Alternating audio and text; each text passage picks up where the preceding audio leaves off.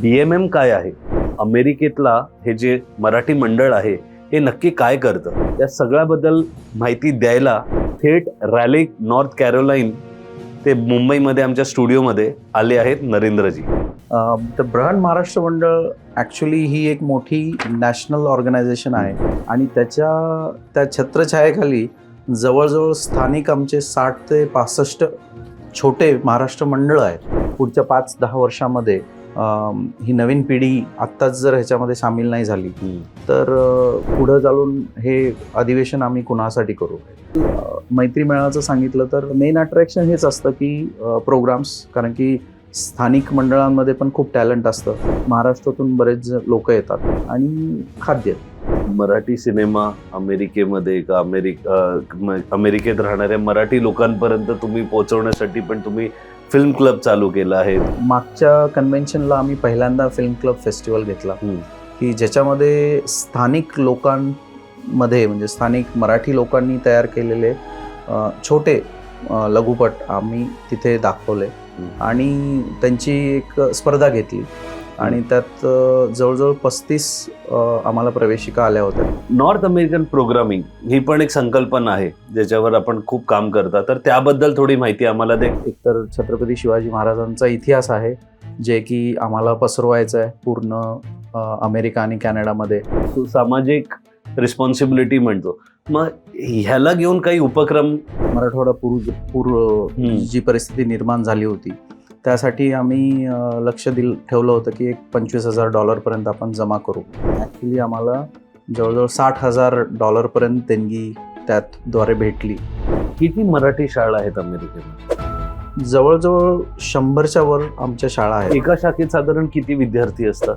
तर आता average total तसा व्याप आमचा 5,000 स्टुडंट्स आहेत. अमेरिकेत जास्त मराठी लोक व्यावसायिक आहेत, नोकरी आहेत, काय? खूप मराठी लोक व्यावसायिक आहेत, बरेचसे तंत्रज्ञानामध्ये आहेत, ज्यांच्या स्वतःच्या सॉफ्टवेअर कंपनीज आहेत आणि नोकरीसाठी तर येतातच, परत शिक्षणासाठी पण बरेच जण येतात. आपण पहिलं त्याच्यावर बोलू की पहिल्यापेक्षा किती कठीण झालं तर मराठी विद्यार्थ्यांना अमेरिकेला येऊन नोकरी करणं. तुम्ही फक्त शिक्षणासाठी आलात, तुम्हाला ते पर्टिक्युलर शिक्षण घ्यायचं आहे आणि परत यायचं आहे किंवा दुसरं काही करायचं आहे का नोकरी करायची आहे, ऑफकोर्स तो डिसिजन महत्त्वाचा आहे. पण मी म्हटल्याप्रमाणे तुम्ही कुठल्या टेक्नॉलॉजीवरती काम करताय हे त्याच्यावरती खूप डिपेंड आहे. तर आमच्या मॅन्युफॅक्चरिंगमध्ये जे रिक्वायरमेंट्स आहेत ते आहे. 10 वर्षात पुढच्या मराठी कम्युनिटीला कसं वाढताना बघताय कॅनडा, म्हणजे अमेरिका आणि कॅनडामध्ये? निश्चितच वाढणार आहे आणि ग्लोबल होणार आहे. फक्त आता चॅलेंज एवढंच आहे की जी आपली भाषा आहे आणि जी संस्कृती आहे ती कशी टिकली पाहिजे.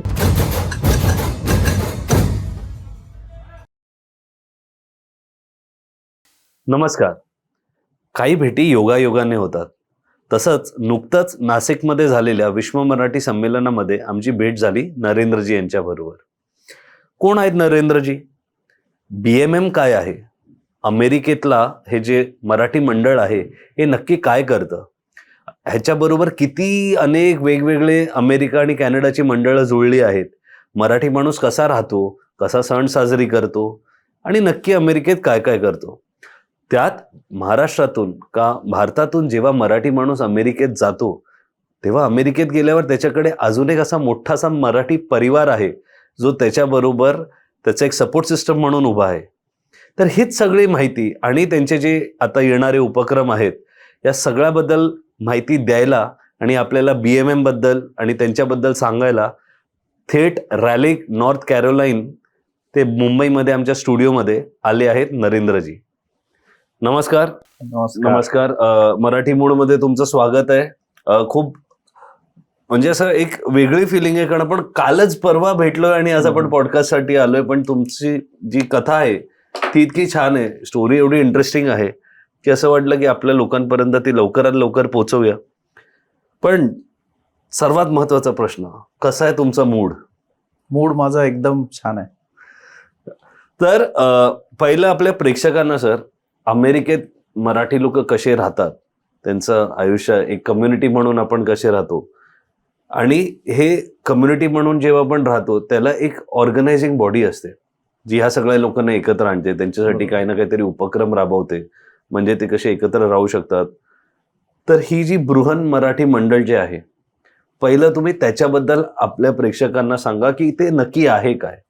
कारण इकडच्या लोक एक परसेप्शन मध्ये की तिकडे राहणारा व्यक्ती असं आयुष्य जगत असेल, काय करत बरोबर. असेल, आणि ज्यांचे नातेवाईक आहेत त्यांना जी काही माहिती आहे.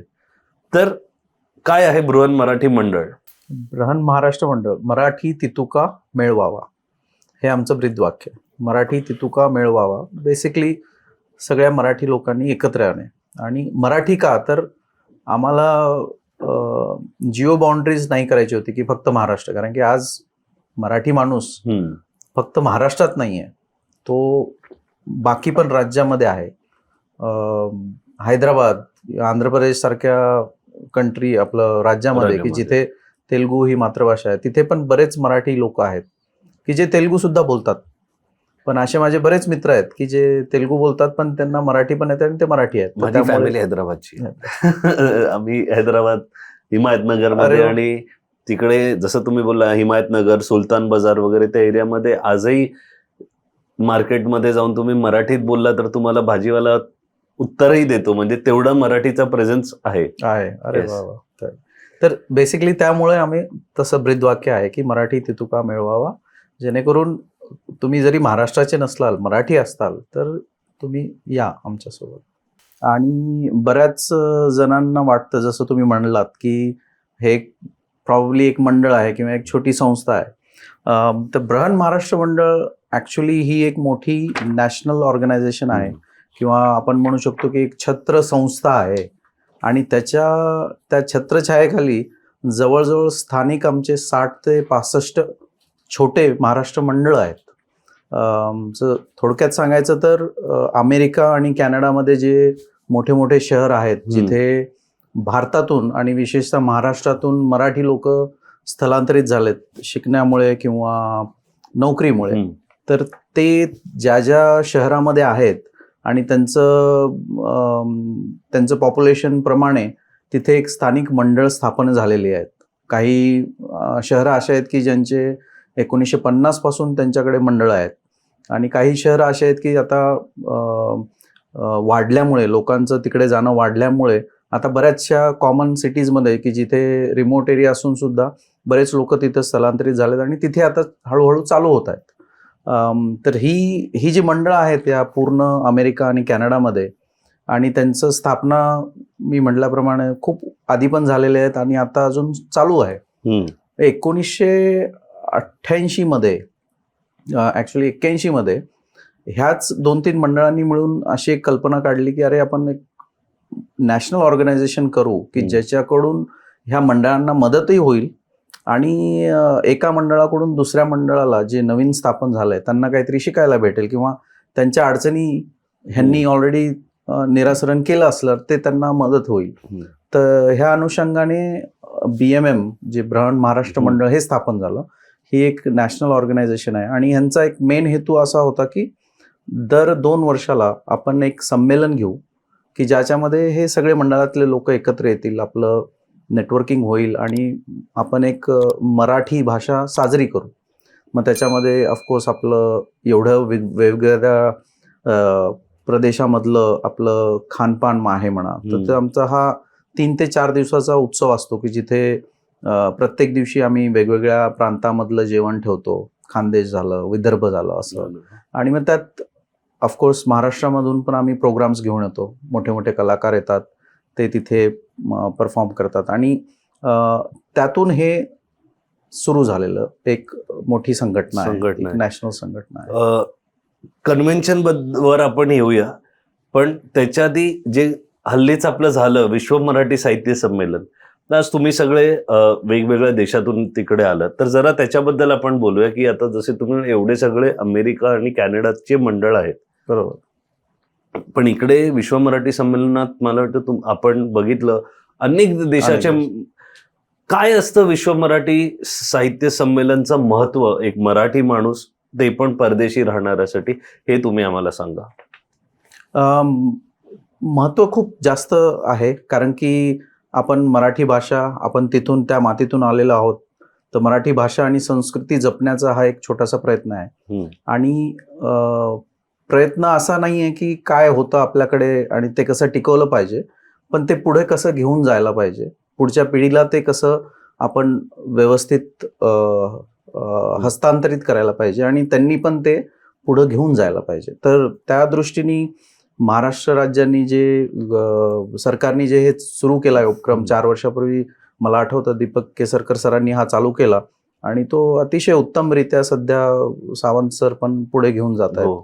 आणि मराठी भाषा विभाग आणि सांस्कृतिक विभाग हिरिरीने त्याच्यामध्ये नवीन नवीन कल्पना जोडतायत आणि ऑफकोर्स सगळ्या देशांमधून आणि स्थानिक लोकांना पण त्यांनी सामावून घेतलेलं आहे याच्यामध्ये. असं नाही आहे की ते फक्त बाहेरचे परदेशी लोकच येतात. आणि विशेष म्हणजे जसं परदेशी मंडळं स्थापना आहेत, आज कुठलीही कंट्री घ्या तुम्ही, दुबई, श्रीलंका, ह्या सगळीकडे छोटे छोटे मंडळ आहेत. उगांडा आणि कोलंबो पासून, हाँगकाँग पासून आपल्याला सगळ्या देशाचे लोक तिकडे भेटायला तर ह्याचं एक विशेष महत्व ते पण आहे की ह्या सगळ्या लोकांशी आम्ही डिजिटली कनेक्ट आहोत, कारण की आजचं युग सगळं सोशल मीडिया आणि डिजिटल असल्यामुळे ह्यांच्याशी कनेक्ट व्हायला खूप सोपं आहे.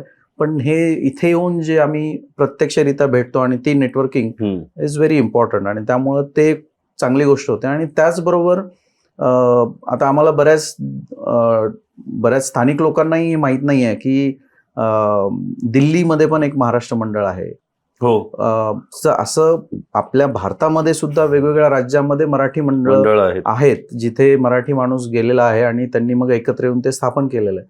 तर ह्याचा अजून एक दुवा म्हणजे आपल्या इथल्या बाकीच्या राज्यामधल्या मराठी माणसासोबत पण आपला कनेक्ट होतो आणि ते काय करतात. आता माझा बँगलोरच्या एका ग्रस्ताशी संबंध आला ह्या कन्व्हेन्शनमुळे आणि त्यांच्याकडूनही बरंच काही शिकायला भेटेल की त्यांनी ते कसं दुसऱ्या राज्यात ज्यांची मातृभाषा दुसरी आहे तिथे आम्ही मग मराठी हे केलं ते. आणि माझा परिचय एक श्रीलंकामधल्या व्यक्तीशी झाला. त्यांना कसा त्रास झाला आणि त्यांनी काय केलं, तर आमच्या शाळेच्या समन्वयक तिथे होत्या, त्यांनी लगेच त्यांना ऑफर केले की तुम्हाला जर शाळा सुरू करायची असेल तर आम्ही ऑनलाईन ती करू शकतो आणि आमच्याकडे कारण की ते सगळं तयार आहे. शाळा म्हणजे मराठी शाळा. तर अशा गोष्टी खूप सहजासहजी होतात तिथे आणि एक म्हणजे दुसऱ्यांकडून शिकायला भेटतं आणि त्यांचे स्ट्रगल हे परत आपण त्यांच्यातून जायची गरज पडत नाही. तर तो एक चांगला उपक्रम खरंच वाखाणण्याजोगा आहे महाराष्ट्र सरकारचा आहेच. आणि आपण बघितलं ज्या प्रकारे लोक एकमेकांना भेटत होती आणि मला वाटतं असं विश्व मराठी संमेलनचे खरंच खूप फायदे आहेत आणि महाराष्ट्र सरकार खूप छान काम करतीये. सोयी पण खूप चांगली केल्या होत्या. ज्या ज्या लोकांशी आपण भेटलो त्यांनी सगळ्यांनीच तारीफ केली आहे. पुढे आता जसं तुम्ही BMM चे बोलत होता की अमेरिका आणि पूर्ण कॅनडावर पसरले आहेत.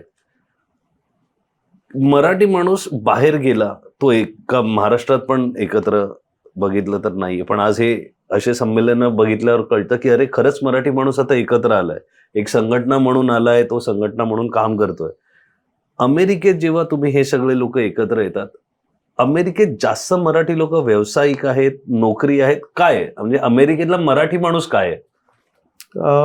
आता जग खूप बदलत आहे. मी जेव्हा सुरुवातीला गेलो होतो 22 वर्षापूर्वी, मी जे पाहिलं त्यावेळेस मेनली मुख्यतः लोक नोकरीसाठी आणि शिक्षणासाठी ह्या दोनच गोष्टींसाठी आलेले होते. पण आता प्रत्येक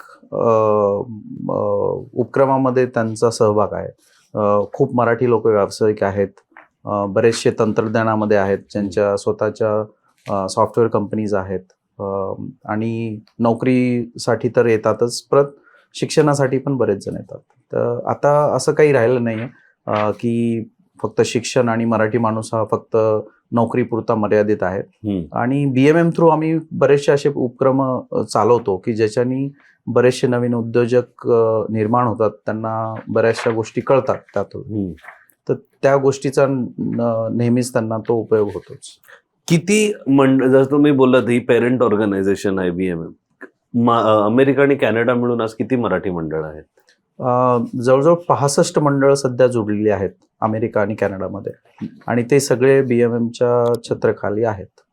आणि त्यात आम्ही असं काही वेगळे पण केलेलं नाही. त्याच्यामध्ये काही प्रायव्हेट संस्था पण आहेत जे आम्ही असोसिएट मेंबर म्हणून त्यांना पण सामावून घेतो. म्हणजे प्रायव्हेट सामावून त्याचं एक उदाहरण द्यायचं झालं तर एखादी सांस्कृतिक संस्था आहे की ज्यांना काही नाटकप्रेमी एकत्र आलेत आणि त्यांनी एक संस्था काढली आणि त्यांना नाटकाचे प्रयोग करायचे आहेत, तर ते एका संस्थेखाली करतात ते. आणि मग ती संस्था पण आम्ही कधी कधी BMM मध्ये असोसिएट मेंबर म्हणून सामावून करून घेतो. एक प्रश्न आहे, सौरभ नेत्रावळकर ह्या संघटनेचा भाग आहे का? मागच्या अधिवेशनात ते आले होते. अच्छा. आणि ऑफकोर्स आम्हाला मराठी म्हणून त्यांचा खूप अभिमान आहे. आता US क्रिकेट टीममध्ये ते खेळतात आणि जेव्हा पण ते खेळतात आम्हाला खरंच अभिमान वाटतो, कारण की तो मुंबईचाच आहे. मुंबईचा आहे. हो. आणि ते आणि सुनील गावस्कर सर एकाच व्यासपीठावरती आम्ही त्यांची मुलाखत बघितली. अच्छा. तर आता आपण काय पर्पज आहे, आणि तर आता एक सचिव म्हणूनच तुम्ही त्याच्या इन्व्हॉल्ड आहात. काय बघता तुम्ही की तुम्ही ज्या रोलमध्ये तिकडे आहात, आज जिकडे आहे तिकडून पुढच्या 2 वर्षात 3 वर्षात तुम्ही कसं त्याला वाढवणं, काय त्याच्यासाठी करणं, तुमची ती विजन काय आहे जी घेऊन तुम्ही आलायत की आता मी आलोय, ही अपॉर्च्युनिटी आहे. जसं तुम्ही कन्व्हेन्शन बद्दल पण बोलायचं, तुमची विजन काय, कुठे घेऊन जायचं आणि 2 वर्षानंतर काय तो चांगला बदल घडलेला असेल याच्यामध्ये? खूप अवघड प्रश्न आहे तसं पाहिलं तर, पण सोपा पण आहे. कारण की ऑफकोर्स BMM मध्ये जवळजवळ 400च्या वर स्वयंसेवक म्हणा, व्हॉलंटियर्स इन्व्हॉल्ड आहेत. आपली स्वतःची नोकरी व्यवसाय सांभाळून ह्या गोष्टी करतो. तर मी बऱ्याच वर्षापासून BMMशी जुळलेला आहे ह्या नात्या कारणामुळे, आणि बऱ्याचशा ॲक्टिव्हिटीज उपक्रमामध्ये सहभाग असल्यामुळे मागच्या 2 वर्षात मला ऑपॉर्च्युनिटी भेटली की ॲक्च्युअल कमिटीवरती जाऊन काहीतरी सहभाग करायचा. तर मागच्या अधिवेशनामध्ये मी सचिव म्हणून निवडून आलो. आणि बऱ्याचशा अशा गोष्टी आहेत की मागच्या एकंदरीत 2-4 वर्षामध्ये BMMचा परिवार एवढा वाढला की आमचे आता व्हॉलंटियर्स जवळजवळ 400च्या वर आहेत. मग त्यांना सगळ्या गोष्टीमध्ये सामावून घेणे, हे जे ॲडमिनिस्ट्रेटिव्ह वर्क आहे किंवा एक पुढे जाणारं एक कॉन्स्टिट्यूशन म्हणा किंवा ह्या गोष्टी व्यवस्थित प्रोसेसिंग म्हणा किंवा डॉक्युमेंट करणे, त्या गोष्टी सगळ्या आता आम्ही करतोय. कारण की ह्याचा हा जो परिवार आहे BMMचा तो परत अजून खूप मोठा होणार आहे. मग त्याच्यामध्ये असे काही इनिशिएटिव्ज आणि उपक्रम हे ॲड झाले पाहिजेत की जे पुढच्या पिढीला अजून जास्त प्रकारे आमच्या संघटनेमध्ये सामील होऊन, कारण की पुढच्या 5-10 वर्षामध्ये ही नवीन पिढी आत्ताच जर ह्याच्यामध्ये सामील नाही झाली तर पुढं चालून हे अधिवेशन आम्ही कुणासाठी करू? तर आम्ही तर आहोतच, पण आता आय थिंक पुढचं आमचं 4-5 वर्षाचं चॅलेंज म्हणा किंवा विजन असं असणार आहे की ह्या लोकांना कसं जास्तीत जास्त प्रकारे सामील करून घ्यायचं. आणि त्यात आमचा एक उपक्रम आहे युवा म्हणून, मराठी शाळा आहेच, त्याच्याद्वारे बरेच मराठी विद्यार्थी तयार होत आहेत, त्यांना भाषेची आवड होती आणि hopefully they will keep connection alive जेव्हा ते कॉलेजमध्ये जातील. आता ते ऑफकोर्स आमचं जे शाळाचं वयोग्रुप आहे ते 4 वर्ष ते 14 वर्षाचं आहे, पण त्याच्यानंतर खरं चॅलेंज असणार आहे की त्यांना खरंच आमच्याशी कसं कनेक्ट त्यांचा ठेवायला लागेल 14 वर्षाच्या पुढे. तर आमचा युवा म्हणून एक ग्रुप आहे की ज्याच्या थ्रू आम्ही वेगवेगळ्या गोष्टी त्याच्यामध्ये करत असतो, त्यांना वेगवेगळ्या ऑपॉर्च्युनिटीज देत असतो. त्यांच्या थ्रू आम्ही भारतामध्ये त्यांची सहल पण ऑर्गनाईज करतो की जेणेकरून ते इकडे येऊन इकडची संस्कृती, इकडचा इतिहास बघून त्यांना एक्सपिरियन्स येईल. किती मराठी शाळा आहेत अमेरिकेमध्ये? जवळजवळ 100च्या वर आमच्या शाळा आहेत. आपण ऑफलाईन म्हणजे शाळा की ऑनलाईन? ही बेसिकली मिक्स आहे. मराठी शाळा काय आहे अमेरिकेतली, मराठी शाळा काय आहे तर ती काय अशी बिल्डिंग आणि 4 दिवस 5 दिवस लोक म्हणजे स्टुडंट जात नाहीत असं नाही. तर ऑफकोर्स तिथले स्टुडंट हे रेग्युलर स्कूलमध्ये जातात आठवड्यातून 5 दिवस, आणि शनिवार रविवार त्यांना सुट्टी असते. तर ही मराठी शाळा टिपिकली जी आहे ती रविवारी चालू असते आणि डिपेंड ऑन विद्यार्थ्यांची संख्या हे 2 ते 3 तास वेगवेगळ्या वर्गामध्ये चालू असतं. तर बेसिकली रविवारी ही शाळा चालू असते आणि त्या मंडळात एक स्थानिक शाळेमध्ये क्लासरूम्स आम्ही रेंटवरती घेतो आणि तिथे ती शाळा भरते. आणि ह्या शाळेचे शिक्षक म्हणजे विद्यार्थ्यांचे पालकच असतात की ज्यांना आवड असते म्हणून ते व्हॉलंटिअर म्हणून त्या उपक्रमामध्ये सहभागी होऊन ह्या विद्यार्थ्यांना अभ्यासक्रम शिकवतात. म्हणजे मराठीचा वर्ग आहे तो वर्ग दर रविवारी. असे 100 वर्ग असे जवळजवळ पॅन 100 अमेरिका. आहेत. आणि डायरेक्टली त्याच्यामध्ये म्हणाल तर 60 शाळा अशा आहेत की जे डायरेक्टली मंडळात समाविष्ट असलेल्या आहेत. पण अशा ठिकाणी बऱ्याच ठिकाणी असं पण आहे की एक शाळा पुरत नाही किंवा ती डिस्टन्समुळे लोक प्रिफर करतात की अरे अजून एक सेंटर झालं तर बरं होईल. तर अशा आमच्या शाखा ह्या सगळ्या मिळून 100च्या वर एक आहेत. काही सिटीजमध्ये 2 शाळा असतील, 3 शाळा असतील किंवा शाखा म्हणा तुम्ही. शाखा. असं एका शाखेत साधारण किती विद्यार्थी असतात? तर आता ऍव्हरेज टोटल तसा व्याप आमचा 5,000 स्टुडंट्स आहेत. 5,000 मराठी plus मुलं मराठी अमेरिकेत मराठी शिकतात, अमेरिकेच्या मराठी शाळेत शिकतात. आणि आपण इकडे सिनेमे करतोय, मराठी शाळा बंद होत आहे त्याच्यावर. आणि कठीण आहे. म्हणजे हा उपक्रम खूप चांगला आहे. खूपच का छान. तर एकतर विकेंडमध्ये हा चालू असतो, तर इथल्याही लोकांना म्हणजे इथल्याही विद्यार्थ्यांना जरी ते कॉन्व्हेंट स्कूलमध्ये जातात किंवा इंग्लिश स्कूलमध्ये जातात त्या लोकांनाही हे यूज करून आपण पण मराठी शाळामध्ये जातो हे म्हणायला मला वाटतं की खूप सोपं होईल. आणि हा जो अभ्यासक्रम आहे हा भारती विद्यापीठ आणि आता आमचं मागच्या वर्षी महाराष्ट्र शासनासोबत करार झालेला आहे ऑफिशियली. तर बालभारती हा अभ्यासक्रम आम्ही तिकडे शिकवतो आणि दरवर्षी मला एक्झॅक्ट नंबर आठवत नाहीये पण मला वाटतं जवळजवळ 250 लोक आता बालभारतीची परीक्षा घेणार आहेत उत्तीर्ण व्हायला आणि त्यांना बालभारतीकडून प्रमाणपत्र भेटेल. एक गोष्ट आहे आपण महाराष्ट्रात बघितली, इकडे जे खूप शिकलेले लोक इंटरनॅशनल स्कूल, बी स्कूल्स वगैरे मध्ये जातात ते मराठीपासून डिस्कनेक्ट होताना दिसतं. तिकडे कसा रिस्पॉन्स आहे म्हणजे विद्यार्थ्यांना, की चला पालक तर पाठवतायत तसं आपल्या इकडे पण पाठवतात, ह्या क्लासला जा त्या क्लासला जा, पण एक विद्यार्थी म्हणून ते कसं ती मराठी भाषा का ती संस्कृती का जो काही त्यांच्यावर संस्कार होत आहेत, कारण परत शनिवार रविवार म्हटल्यावर रविवारी शाळेत जा म्हटलं तर एक ती चिडचिड कुठल्याही विद्यार्थ्याला असतेच.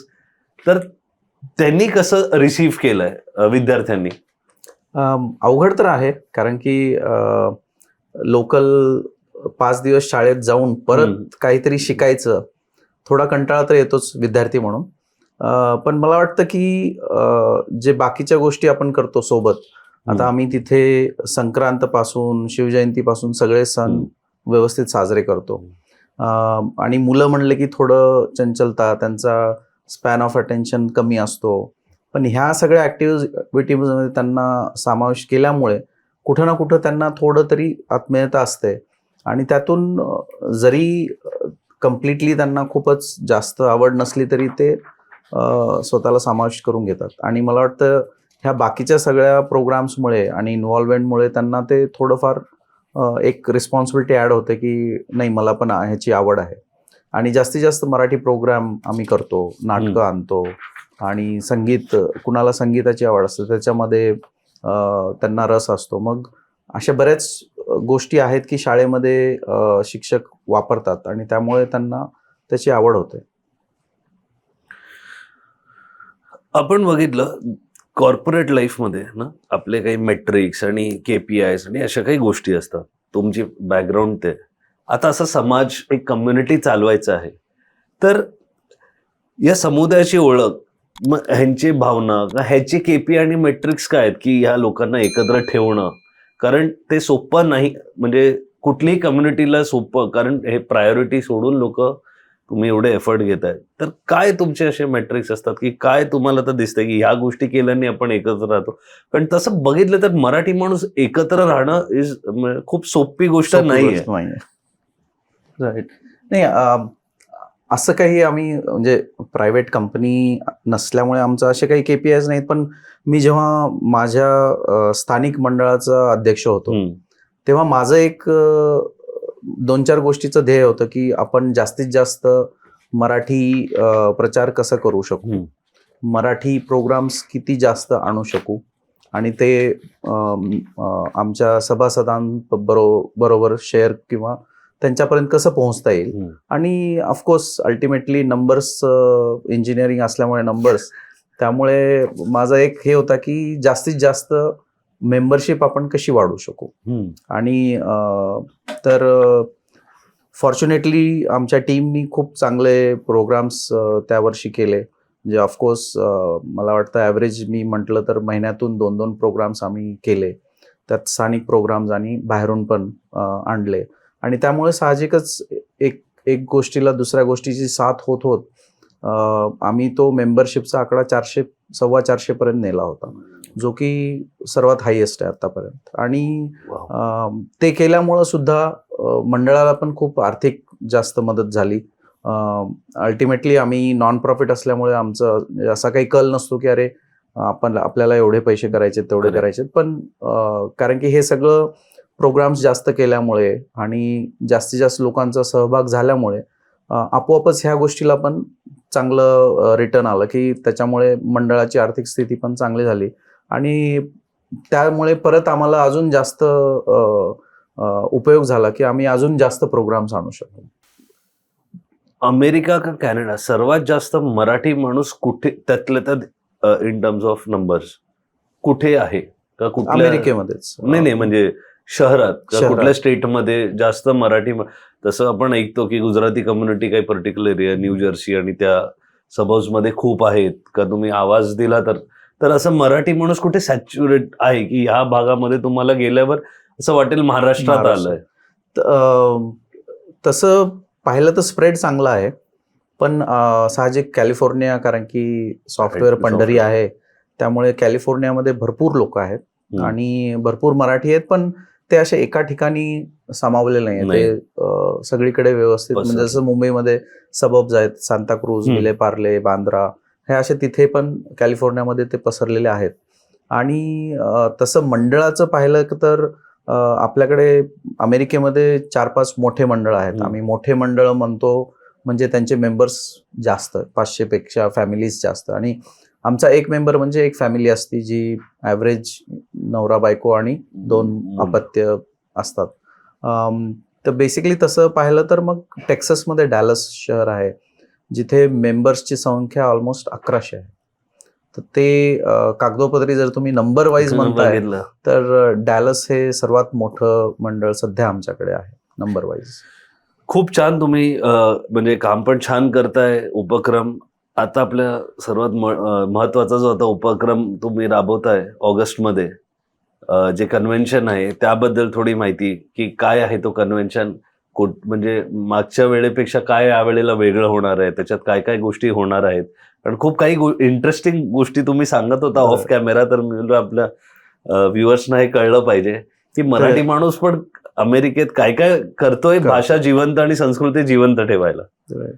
तर ऑफकोर्स म्हणजे बृहन महाराष्ट्र मंडळ जेव्हा स्थापन झालं, त्यातलं त्यांचं एक विजन असं होतं की असं काहीतरी अधिवेशन करायचं आणि जेणेकरून सगळे मंडळ एकत्र होतील, एकमेकापासून शिकतील. आणि आज आफ्टर सो मेनी इयर्स आता हे 22वं अधिवेशन आहे. तर ऑफकोर्स टेक्नॉलॉजीमुळे वगैरे बाकीच्या गोष्टी तर आहेत, पण तरी बाकीच्या बऱ्याचशा अशा अडचणी असतात मंडळांना की जे एकत्र येऊन आम्ही सॉल्व्ह करतो. अधिवेशनाबद्दल सांगायच्या आधी मी अजून एक गोष्ट सांगू इच्छितो की आम्ही मैत्री मेळावा पण घेतो. सो मैत्री मेळावा काय आहे तर हे कन्व्हेन्शनचंच एक रूप आहे, पण ते छोटं रूप आहे. आणि ते युजली आम्ही करतो रिजनल एका सिटीमध्ये करतो की जिथे आजूबाजूचे मंडळ जे कनेक्टेड आहेत तेवढाच तो तेवढ्या एरियामधले, तेवढ्या रिजनमधले लोक येऊन साजरा करतात. आणि ते वर्षातून आम्ही 2 ठिकाणी करतो. आणि त्याचं स्वरूप असं असतं की आम्ही ते प्रत्येक 60-65 मंडळांना ऑपॉर्च्युनिटी देतो. त्यांना फॉर्म पाठवून त्यांना सांगतो की तुम्हाला जर इंटरेस्ट असेल तर तुम्ही त्याच्यामध्ये प्रवेशिका टाका. आणि मग 2 पेक्षा जास्त जर असतील तर ऑफकोर्स आमची एक प्रोसेस आहे, त्याच्यातून आम्ही ते निवडतो. आणि त्यांना एक सीड फंडिंग पण देतो. ॲज अ BMM आम्ही त्यांना थोडी आर्थिक मदत पण देतो. आणि आमच्या कमिटी थ्रू त्यांना आम्ही सपोर्ट पण करतो की मॅनेजिंग कसं करायचं वगैरे. पण होतं काय म्हणजे आता आता फॉर एक्झाम्पल मैत्री मेळाचं सांगितलं तर एक स्थानिक मंडळ प्रोग्राम्स ऑर्गनाईज करतं, आपले लोकल प्रोग्राम्स ऑर्गनाईज करतं आणि त्यात जर त्यांचं बजेट असेल तर महाराष्ट्रातूनही काही प्रोग्राम्स तिथे घेऊन येऊ शकतो.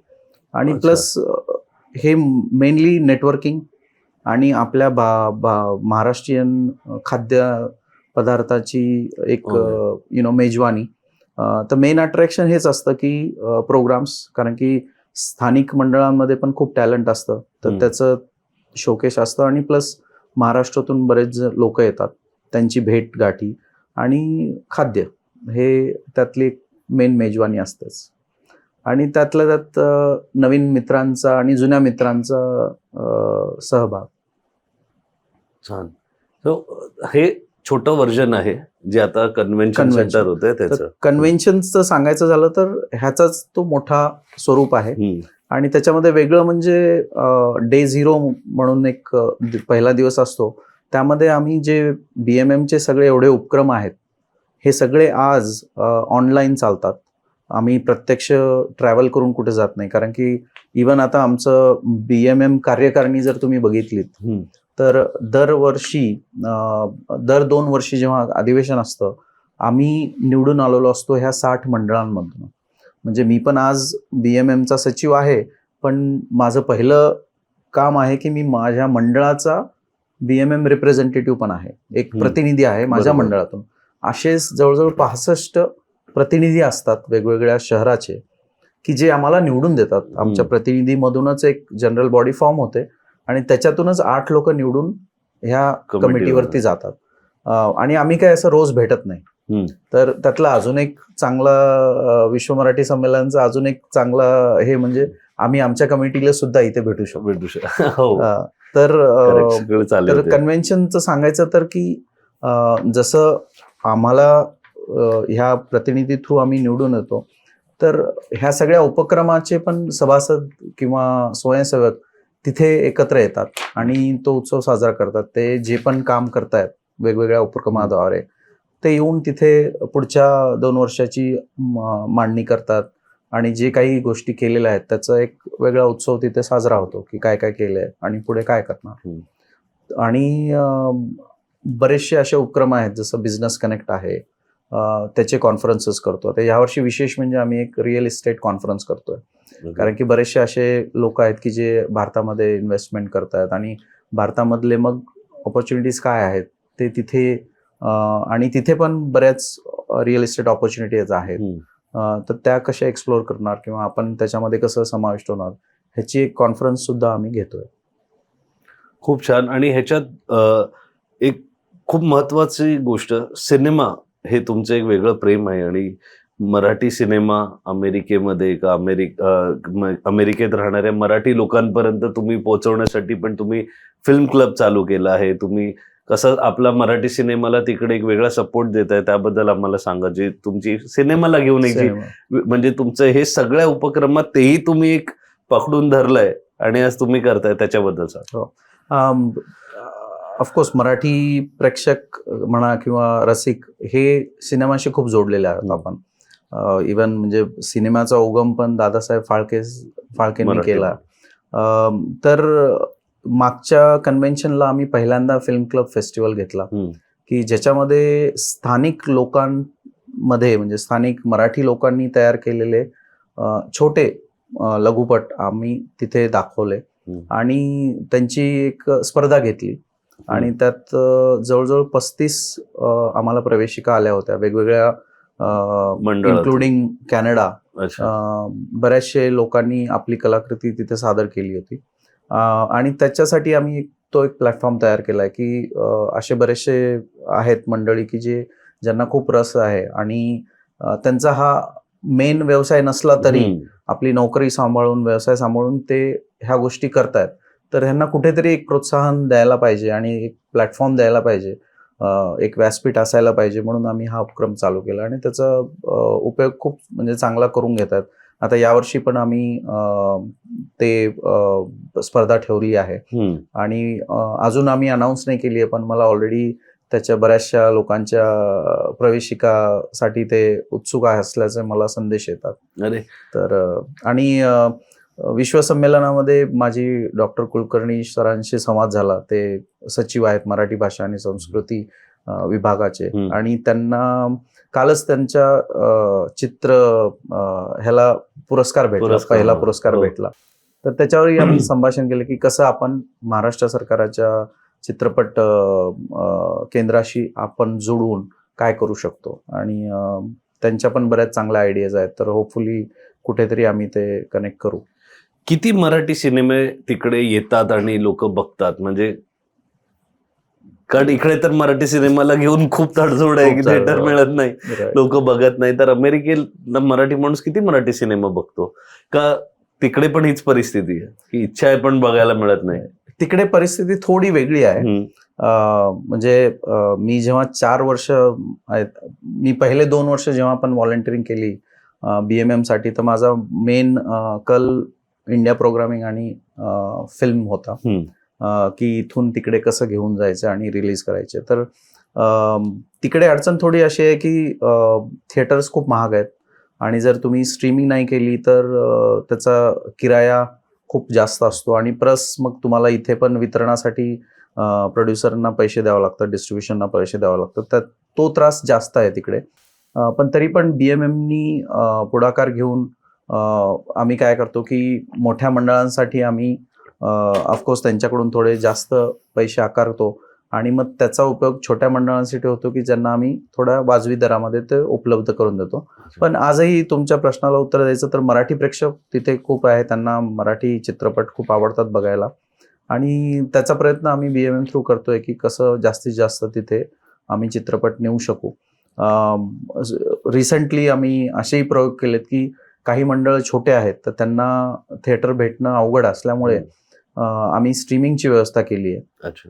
की जेणेकरून त्यांनी लायब्ररीमध्ये किंवा कॉन्फरन्स हॉलमध्ये प्रोजेक्टवरती सुद्धा ते लोक प्रोजेक्ट करून सिनेमा बघू शकतात. आणि कालच संवादामधून असंही कळलं की कुलकर्णी सरांनी सांगितलं की जेव्हा हाच विषय स्टेजवरती निघाला होता आणि म्हटलं होतं की इथेच थिएटर भेटत नाही, आणि आम्ही प्रयत्न करतोय की तिकडे जास्तीत जास्त मराठी मूवीज रिलीज व्हावी.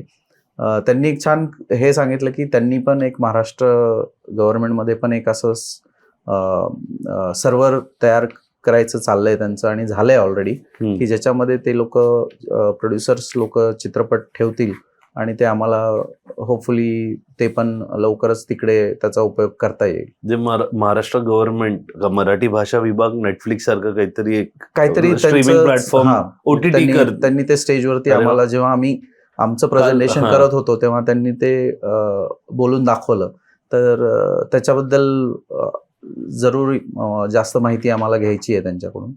नाही, खूपच छान. आणि असं झालं तर मराठी प्रेक्षक जगभर जिकडेही आहे त्याच्यासाठी ते खूप छानच होईल. आपण कन्व्हेन्शन सेंटर बद्दल बोललो, BMM बद्दल बोललो, बाकी छोट्या छोट्या ज्या संघटना आहेत, असोसिएशन काम वगैरे. सध्या तुमचे अजून जे मेंबर्स आहेत जरा त्यांच्याबद्दल पण आम्हाला सांगा, कारण सगळे तर इकडे येऊ शकले नाहीयेत आणि ते पण तेवढंच काम आणि करतायत त्याच्यासाठी. तर त्यांच्याबद्दल जे आज चेअरपर्सन आहेत आणि त्यांच्याबद्दल आम्हाला कोण आहेत, ते काय करतात, थोडी थोडी माहिती. तर आमचे अध्यक्ष जे आहेत प्रसाद पानवलकर, ते ऑस्टिन टेक्सास मधले आहेत.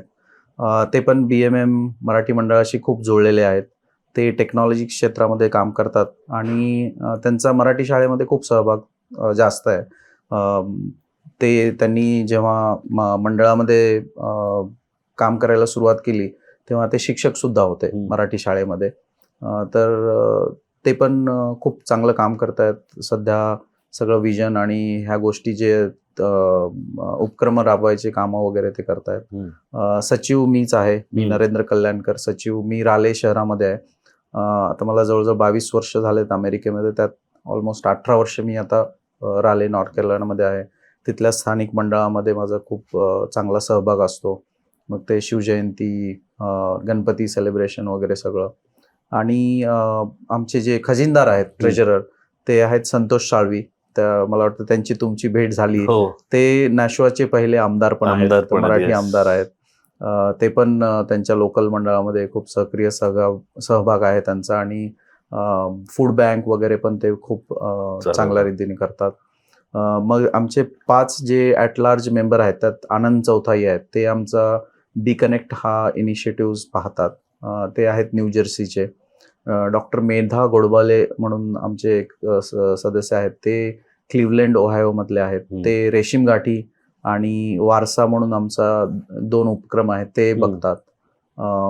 आपण बऱ्याच उपक्रमाबद्दल बोललो नाही, कारण की मला वाटतं की तुमचे एक पॉडकास्ट आम्ही एकेका उपक्रमावर करू शकतो. आपण आज सगळ्यांना फक्त टच बेस करतोय. डिटेलमध्ये जेव्हा त्यांना भेटू तेव्हा त्यांच्याकडूनच आपण पूर्ण माहिती घेऊ. जरूर. येस. आणि पुरू ठाकरे ते इंडिया प्रोग्रामिंग बघतात. ते रिचमंड व्हर्जिनियामध्ये असतात. ते इंडिया प्रोग्रामिंग आणि चित्रपट बघतात. त्यांची भेट तुमची झालीच अधिवेशनामध्ये. गौरव पटवर्धन हे आमचं सोशल मीडिया आणि आउटरीच बघतात, ते आहेत ओहायोचे. आणि राहुल देशमुख हे युवा मराठी शाळा आणि पॉडकास्ट, आमचं पॉडकास्ट सुद्धा आहे की ज्याच्या थ्रू आम्ही मराठी गोष्टी, मराठी पुस्तकं हे श्रोत्यांना ऐकवतो. काय नाव आहे आणि जर लोकांना ते बघायचं असेल तर कुठे काय? आमच्या BMMच्या वेबसाईटवरती ह्याची सगळी माहिती वेबसाईटवर आहे. BMMonline.org वरती तुम्ही गेलात तर ह्या सगळ्या उपक्रमाबद्दल आणि आमचे जे पण वेगवेगळ्या चॅनल्स आहेत त्याच्यावरती ही माहिती उपलब्ध आहे. आज परिस्थिती अशी आहे की महाराष्ट्रातून कुठलाही मराठी मुलगा अमेरिकेत गेला तर त्याला BMM सारखी एक संघटना आहे जी प्रत्येक पावलावर त्याच्यासाठी उभी आहे. जे काही गोष्ट, जी काही गरज त्याला असेल, तो घरापासून लांब एक परिवार त्याच्या सोबत आहे. वेबसाईटची लिंक आहे. तुमच्यापैकी कोणी जर जाणार असेल आज उद्या अमेरिकेला, तुमच्या घरातले मुलं वगैरे, तर BM संघटनेशी तुम्ही संपर्क साधा आणि जे काही तुम्हाला त्यांच्याकडून होऊ शकतं ते सगळी मदत करायला ते आहेतच. आणि खूप छान आहे, आपण भेटलोच विश्व मराठी संमेलनात अशा एक लोकांना. मला सांगा, आता ही जी एकत्र ग्लोबल कम्युनिटी आली आहे, काही जागेवर 60 वर्ष झाली आहे, काही जागेवर आत्ता आली आहे, तुम्ही पण आता अमेरिकेला येणं पहिल्यासारखं सोपं नाही राहिलं. जे H1B1 जे आपण एक साधारण बघतोय, आता ऍक्च्युअल खरं काय ते तुम्हीच सांगू शकता परिस्थिती, बट जी काही आपण वाचतो की पहिल्यासारखी नाही राहिली की फक्त मेरिट आहे तुमच्याकडे म्हणून तुम्ही येऊ शकता. त्याचे क्रायटेरियाज खूप वाढले. मग या सगळ्या ह्याचे एक चॅलेंज म्हणून का तुम्ही कसं बघता पुढच्या 8-10 वर्षात आपली कम्युनिटी ग्रो होताना का नाही होताना का सॅच्युरेट होताना, काय वाटतं तुम्हाला? त्या प्रश्नाकडे जायच्या आधी थोडं 2 मिनिटं मी ह्याच्याबद्दल सांगतो. जे तुम्ही म्हटलात की नवीन विद्यार्थ्यांना कसं हे करता येईल. तर नक्कीच ते लोक BMM वेबसाईटवरती जाऊन ही माहिती घेऊ शकतात. आणि त्याच्यामध्येच आम्ही काय केलं की BMM वेबसाईटवरती प्रत्येक मंडळाचं पण इन्फॉर्मेशन आहे, माहिती आहे. जर समजा कोणी त्या पर्टिक्युलर स्टेट किंवा राज्यामध्ये जात असेल तर त्या राज्य किंवा त्या सिटीमधलं मंडळाची माहिती तिथे आहे. आणि त्यांनी पण ही माहिती ठेवलेली आहे की नवीन आलेल्या स्टुडंट्सला ते इव्हन एअरपोर्ट पिकअप वगैरे बरेचसे मंडळ हे पण मदत करतात की एअरपोर्टहून त्यांना पिक करतात. मग कुणाला तरी बऱ्याचशा स्टुडंटला मी जेव्हा पहिल्यांदा गेलो तेव्हा मी 8 दिवस एकाकडे गेस्ट म्हणून राहिलेलो आहे की मग त्या 8 दिवसामध्ये मी मग बाकीची व्यवस्था केली आणि मग मी तिथून बाहेर पडलो. तर हे आजही तसं होतं की मग स्थानिक मंडळ ते पण प्रोग्राम करतात की कुणाला जर राहायची व्यवस्था पाहिजे 8 दिवस तर ते त्यांच्याकडे गेस्ट म्हणून ठेवतात आणि मग ते बाकीच्या गोष्टी करून कुठे राहायचं, कारण की कितीही इन्फॉर्मेशन असेल इंटरनेटवरून आजकाल ती खूप जास्त सोयीची आहे. माझ्या वेळेस तर ती अजिबात नव्हती. त्यामुळं ते साहजिक होतं की मला एकाने आमच्याच एका सिनियर्सनी मला ते 8 दिवस तिथे राहायला दिलं होतं. पण असंही बरेच जण करतात, मंडळातले लोक, पदाधिकारी त्यांना मदत करतात. आणि दुसरं म्हणजे BMMचा एक उपक्रम आहे आधार म्हणून, आणि त्याच्यामध्ये आम्ही ह्या सगळ्या गोष्टींचं मदत करतो. जर त्यांना व्यक्तिगत रीती त्या पर्टिक्युलर मंडळांना भेटू नाही शकले किंवा त्यांना माहिती नसेल तर त्याच्या थ्रू आम्ही त्यांना ती माहिती देतो. त्याच्यामध्ये असं बरेच आहे. आधार मध्ये आम्ही बऱ्याचशा अनेक वेगळ्या गोष्टी पण सपोर्ट करतो. जसं काही स्टुडंट तिथे गेले आणि तिथे गेल्यानंतर त्यांचा पासपोर्ट हरवला किंवा त्यांचे पैसे चोरीला गेले, बॅग चोरीला गेले, तर ह्या सगळ्या गोष्टी आम्ही आधार थ्रू सोडायचा प्रयत्न करतो. मग कुणाचं इन्शुरन्स नसेल किंवा त्यांचा काही ॲक्सिडेंट झाला आणि इन्शुरन्समध्ये कव्हरेज नाही, मग अशा काही वाईट गोष्टी पण घडतात, कुणाचा मृत्यू होतो, मग त्या केसमध्ये डेड बॉडी, ह्या सगळ्या गोष्टी खूप वेगळ्या पद्धतीने होतात. मग त्याच्यामध्ये पण आम्ही कधी कधी त्यांना मदत करतो. तो इनिशिएटिव्ह आधार, त्याची पण माहिती आमच्या वेबसाईटवरती आहे. आणि दुसरं तुम्ही प्रश्न विचारलात की एक की जे आता पहिलं विद्यार्थ्यांना येणं पहिल्या एवढं सोपं नाही राहिलं, सोपं. पण जे कोण येतात त्यांच्यासाठी आता तुम्ही जशी सांगितली सगळी माहिती आहे. आता तुम्ही एक जे विद्यार्थी, आपण पहिलं त्याच्यावर बोलू की पहिल्यापेक्षा किती कठीण झालं तर मराठी विद्यार्थ्यांना अमेरिकेला येऊन शिक्षण, येऊन नोकरी करणं? मला वाटत नाही असं कठीण झालंय. म्हणजे ऑफकोर्स त्या युनिव्हर्सिटीजमध्ये त्यांना ॲडमिशन वगैरे त्यांच्या क्वालिफिकेशन प्रमाणे तर भेटतंच. पण एक मोठी अडचण आता अशी झाली आहे की तुम्ही फक्त शिक्षणासाठी आलात, तुम्हाला ते पर्टिक्युलर शिक्षण घ्यायचं आहे आणि परत यायचं आहे किंवा दुसरं काही करायचं आहे, का नोकरी करायची आहे. ऑफकोर्स तो डिसिजन महत्त्वाचा आहे.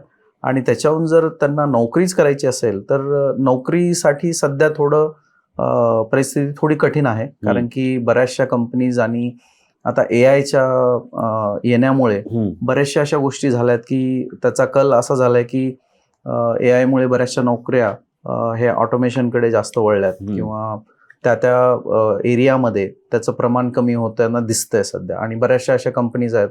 आता रिसंट मागच्या 2 महिन्याचं सांगितलं तर ॲमेझॉन सारख्या कंपन्या, मायक्रोसॉफ्ट सारख्या कंपन्या हे बऱ्याच मनुष्यबळ कमी करण्याच्या ह्याच्यावरती आहेत. तर त्यामुळे परिस्थिती थोडी कठीण आहे.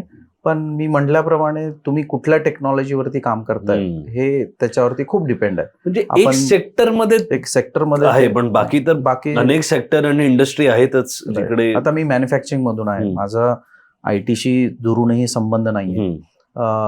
तर आमच्या मॅन्युफॅक्चरिंगमध्ये जे रिक्वायरमेंट्स आहेत ते आहे. पण तुम्ही जर कम्पेअर केलात मॅन्युफॅक्चरिंगमध्ये येणारे लोक आणि सॉफ्टवेअरमध्ये, ऑफकोर्स मॅन्युफॅक्चरिंगमध्ये आमचं रिक्वायरमेंट 100चं असेल तर ते सॉफ्टवेअरमध्ये 10,000 आहे. त्यामुळे तो फरक नेहमीच असणार आहे, ते गॅप नेहमीच असणार आहे. कारण की आमच्याकडे आता साधं उदाहरण द्यायचं म्हटलं तर सॉफ्टवेअर कंपनीज 10 निघू शकतील उद्या, पण मॅन्युफॅक्चरिंग कंपनीज 10 नाही निघणार. कारण की त्याच्यामध्ये त्यांचं कॅपिटल आहे, तेवढ्या मशीन्स लागतील, तेवढं स्किल्स लागतील आणि तेवढं त्यांचं डिमांड असेल. तर हा जो गॅप आहे तो टेक्नॉलॉजी टू टेक्नॉलॉजी नेहमीच असणार आहे. तुम्ही सॉफ्टवेअर, आज सगळ्या लोकांना जगाला काय दिसतं की अरे सॉफ्टवेअरमध्ये जॉब चाललेत म्हणजे सगळीकडेच जॉब, नाही, तसं काही नाहीये. हा गॅप लक्षात आला पाहिजे आणि त्या गॅपप्रमाणे त्या सेक्टरमध्ये अजूनही रिक्वायरमेंट्स भरपूर आहेत. US मध्ये मी जसं म्हटलं मॅन्युफॅक्चरिंगमध्ये कंटिन्युअस रिक्वायरमेंट असतात. आणि आता जर त्यांनी म्हटलंय की विजा म्हणा, इमिग्रेशनमध्ये त्रास होतोय, पण आता जसं टॅरिफचा प्रश्न आहे, टॅरिफमुळे बऱ्याच गोष्टी अशा होत आहेत की इम्पोर्ट्सवरती बरंच हे आहे, पण त्यात स्थानिक प्रोडक्शन वाढलंय आणि तिथे रिक्वायरमेंट्स वाढलेल्याच आहेत. तर ते कुठं ना कुठं त्यांना कॉम्पन्सेट होत आहे. पण सध्या सॉफ्टवेअरमध्ये टेक्नॉलॉजीमुळे जो फरक पडतो तो मला वाटत नाही बाकीच्या गोष्टीमुळे फरक पडतो. It's all technology related. आणि फार्मास्युटिकल ह्या रिलेटेड फील्डमध्ये पण अमेरिकेत बरंच डिमांड असतं, स्कोप आहे. तर त्यामुळे मला वाटतं ते टेक्नॉलॉजी वाईज ते इच इंडिव्हिज्युअल सेक्टरमध्ये बघायला हवं. पुढच्या प्रश्नाचं जायच्या आधी आमच्या चॅनलवर लवकरच तुम्हाला गुरु कन्सल्टन्सी यांचा एक पॉडकास्ट बघायला मिळेल. ते स्पेशलायझेशन आहे त्यांचं मुलांना अमेरिकेत शिक्षणासाठी पाठवणं, नोकरी मिळवून देणं, फंडिंग सकट. तो पॉडकास्ट पण लवकरच येईल. तर मध्ये सांगून टाकतो, सबस्क्राईब करून ठेवा अशा मस्त मस्त माहिती आणि पॉडकास्टसाठी. 10 वर्षात पुढच्या मराठी कम्युनिटीला कसं वाढताना बघताय कॅनडा, म्हणजे अमेरिका आणि कॅनडामध्ये? भरपूर वाढणार आहे. आय थिंक आता जेवढा स्कोप वाढलाय तिकडे यायचा आणि जेवढं सोपं झालंय त्यामुळे निश्चितच मराठी कम्युनिटी वाढणारच आहे. तिथे ऑलरेडी खूप मराठी कम्युनिटी आहे की ज्यांचं आता 2nd आणि 3rd जनरेशन चालू आहे. असे बरेच मराठी फॅमिलीज आहेत ज्यांचे आता 3rd जनरेशन तिथे स्थायिक आहे आणि ते चालू आहेत. तर निश्चितच वाढणार आहे आणि ग्लोबल होणार आहे. फक्त आता चॅलेंज एवढंच आहे की जी आपली भाषा आहे आणि जी संस्कृती आहे ती कशी टिकली पाहिजे, त्यात आमचा छोटा प्रयत्न चालू आहे मराठी शाळे थ्रू म्हणा, किंवा मराठी कसं शिकवता येईल आणि कसं जपता येईल. आणि संस्कृती म्हणाल तर हे जे आपले वेगवेगळे सण आहेत, गोष्टी आहेत, ते आम्ही हिरिरीने साजरे करतोच. तर त्यामुळे कम्युनिटी इन्व्हॉल्वमेंट आहे आणि जे तिथे सेकंड जनरेशन आणि थर्ड जनरेशन आहेत ते त्याच्या थ्रू थोडेफार जोडलेले आहेत. आता चॅलेंज हेच असेल की त्यांना कन्सिस्टंटली कसं आपण इन्व्हॉल्व करू शकू. तुम्ही फिल्म क्लब जो आहे तो लीड करता, मी परत इकडे ते अशा खूप कथा असतील अमेरिकेत राहणाऱ्या मराठी माणसाच्या ज्यांच्यावर एक सिनेमा बनू शकतो. आणि BMMच्या मार्फत मला वाटतं अशा अनेक लोकांना तुम्ही भेटलाही असाल का, त्यांच्या आयुष्याचा जो प्रवास आहे तो बघून वाटलंही असेल की अरे हा एक सिनेमा आहे. तर आता सिनेमा तर आला नाही तर आमच्याकडे बघायला तर काही नाहीये, पण असा काही तुमच्या माहितीतली थोडक्यात तुम्ही सांगू शकाल कोणाच्या कुठल्या तरी व्यक्तिमत्वाचा असा प्रवास जो खूपच असा वेगळा काहीतरी होता, जो इन्स्पायरिंग आपण म्हणतो, जो प्रेरित करणारा पण होता, काही आहे का बॅक ऑफ द माइंड असा? छान प्रश्न विचारलात तुम्ही. आणि ऍक्च्युली तसा आमचा एक उपक्रमच आहे.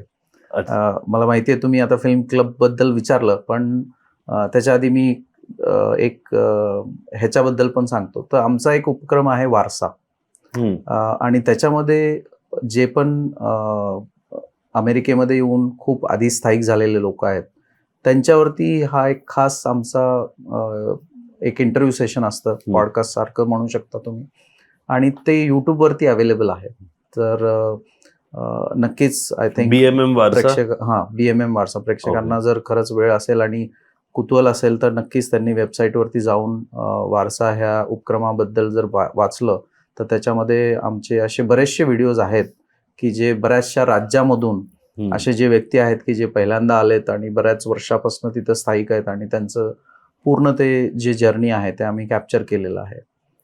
तर असे बरेचसे व्हिडिओज तुम्हाला तिथे भेटतील. आता मी वळतो BMM फिल्म क्लबकडे. ती संकल्पना आहे आणि आम्ही त्या दृष्टीने थोडंफार काम करतोय, पण सध्या असं चाललंय की अशा बऱ्याचशा गोष्टी आहेत, पण हे जे फिल्म क्लब आहे त्याच्यामध्ये फक्त लघुपट सध्या इन्व्हॉल्ड आहेत. तर नक्कीच त्याच्यामध्ये पण अशा स्टोरीज आहेत की जे आम्ही मागच्या वर्षी स्पर्धेमध्ये घेतल्या होत्या, की ज्याच्यामध्ये रिसंटली जेव्हा युक्रेनचं वॉर झालं होतं तेव्हा कसं स्टुडंट्सला त्रास झाला किंवा जे स्ट्रेसमधून ते गेले त्याच्यावरती एक लघुपट होता. तर असे बरेचसे त्यामार्फत आम्ही केलेले आहेत. आपण बघितलंय अनेक मराठी नाटकं अमेरिकेला जातात, परफॉर्मन्स अमेरिकेला जातात आणि तिकडे त्यांना खूप प्रतिसादही मिळतो. तर इंडियन प्रोग्रामिंग बद्दल आपल्याला माहिती आहे की इकडचे प्रोग्राम घेतात आणि तिकडे जातात. नॉर्थ अमेरिकन प्रोग्रामिंग ही पण एक संकल्पना आहे ज्याच्यावर आपण खूप काम करता. तर त्याबद्दल थोडी माहिती आम्हाला द्या की ती काय आहे, ती कशी काम करते आणि त्या सगळ्यामुळे होतं पण काय, त्याचे चांगले जे परिणाम होत आहेत ते काय आहे? तर north America programming is basically सगळे स्थानिक कलाकार. आता आपले मराठी रसिक भरपूर प्रमाणात आहेत तिथे. त्यांची कला किंवा ही जी आहे टॅलेंट हे नाटकांमध्ये आहे, संगीतामध्ये आहे. तर नॉर्थ अमेरिका प्रोग्रामिंगमध्ये आम्ही हे एक व्यासपीठ त्यांना उपलब्ध करून देतो, कारण की त्यांचे परफॉर्मन्सेस म्हणा किंवा त्यांचे नाटक आणि संगीताचे कार्यक्रम हे त्यांच्या मंडळात तर होतातच, पण ते इतर मंडळातही उपलब्ध करून द्यावे ह्यासाठी आम्ही हे नॉर्थ इंडिया प्रोग्रामिंग केलंय. आणि मग त्यामध्ये आमच्या वेबसाईटवरती आम्ही एक गोष्ट केली की ज्यामध्ये त्यांनी त्यांच्या प्रोग्रामबद्दल माहिती आणि त्यांचा चमू किती आहे, त्यांचा खर्च किती आहे, हे सगळ्या गोष्टी उपलब्ध असल्यामुळे ते एक चांगली अपॉर्च्युनिटी आहे बाकीच्या मंडळांना की तिथे जाऊन ते बघू शकतात की अरे आपल्याला एप्रिलमध्ये हा प्रोग्राम आहे, आपल्याकडे सध्या काही नाही आहे, तर आपण हे घेऊ शकतो. असं ते एक व्यासपीठ आम्ही तयार केलं आहे त्यामार्फत.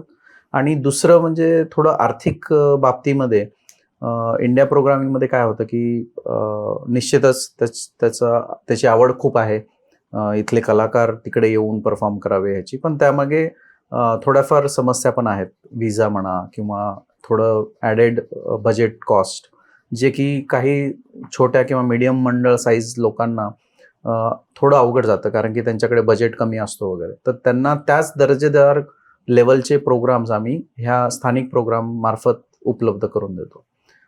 त्यात वाखाणण्याजोगं म्हणजे डॅलसमध्ये एक टीम आहे की ऑलमोस्ट त्यांची टीम ही जवळजवळ 150 लोकांची आहे आणि त्यांनी एक महानाट्य केलेलं आहे की जे छत्रपती शिवाजी महाराजांवरती आहे.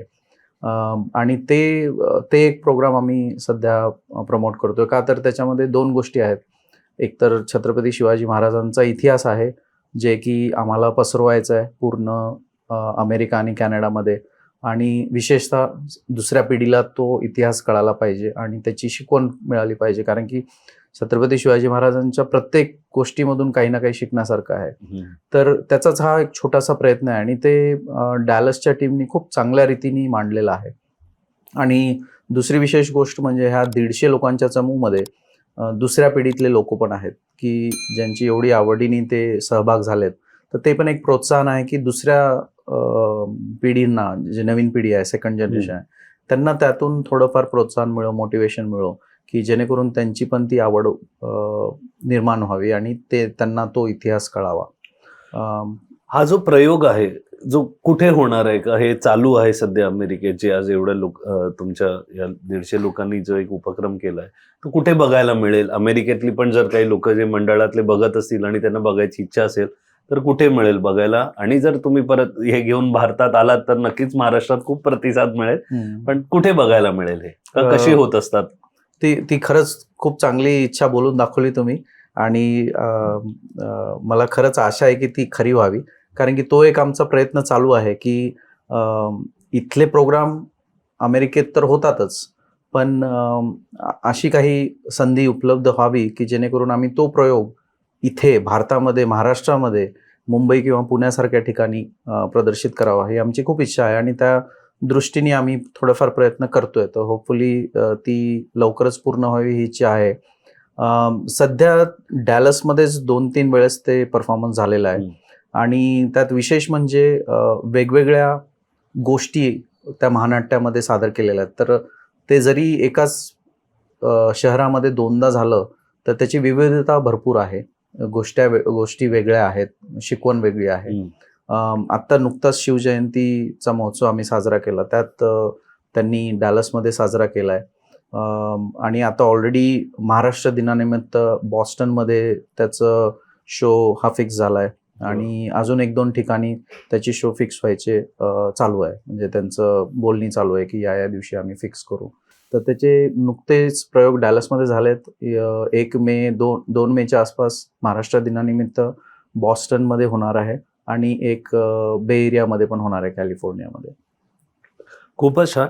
एक प्रश्न आलाय मनात की आपण, आपली संस्कृती आहे, आपण एवढे एकत्र येतो, आज एवढे वर्ष मराठी माणूस अमेरिकेत राहिलाय, काही अमेरिकन लोकांवर पण असे संस्कार मराठीचे झाले असतीलच कुठेतरी. जसं आज आपल्याकडे अनेक इन्फ्लुएन्सर आहेत, आमच्या बोला मराठीमध्ये काही पर्शियन आणि अशा लोक, जी पर्शियाची मुलगी आहे पण मराठी मुलाशी लग्न केले, पुण्यात राहते आणि आता मराठी बोलते.